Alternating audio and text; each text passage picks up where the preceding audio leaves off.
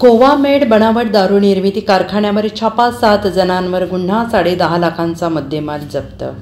गोवा राज्यातच विक्रीसाठी परवानगी असणाऱ्या दारूची तस्करी करून महाराष्ट्रातील कंपनींच्या बाटल्यांमध्ये भरून विक्री करण्याचा प्रकार राज्य उत्पादन शुल्कच्या भरारी पथकाने उघडकीस आणलाय।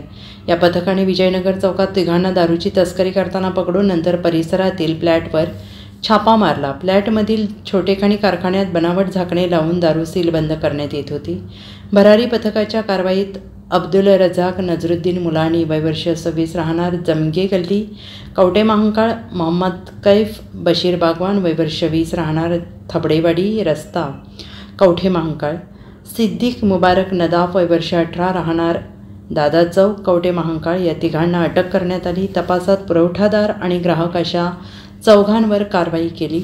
एकूण 10,29,000चा मुद्देमाल कारवाईत जप्त केला।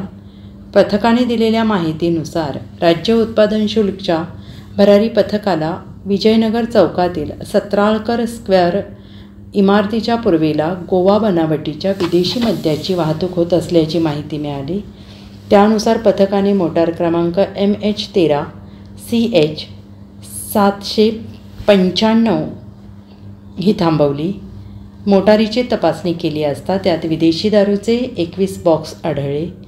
मोटारी तसेच दुचाकी क्रमांक MH10 EH 1501 असा मुद्देमाल जप्त केला।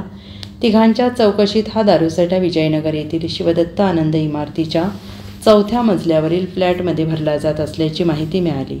त्यामुळे पथकाने तेथे छापा टाकला तेव्हा गोवा राज्यात विक्रीसाठी परवानगी असणाऱ्या दारूची तस्करी करून येथे आणली जात असल्याची माहिती मिळाली। गोव्यातील दारू महाराष्ट्रात दारू विक्रीची परवानगी असणाऱ्या कंपनीच्या बाटल्यांमध्ये भरून त्यावर बनावट झाकणे आणि सील लावलं होतं। त्यानंतर या दारूची परिसरातील हॉटेल ढाब्यांवर बेकायदेशीरपणे विक्री केली जात होती।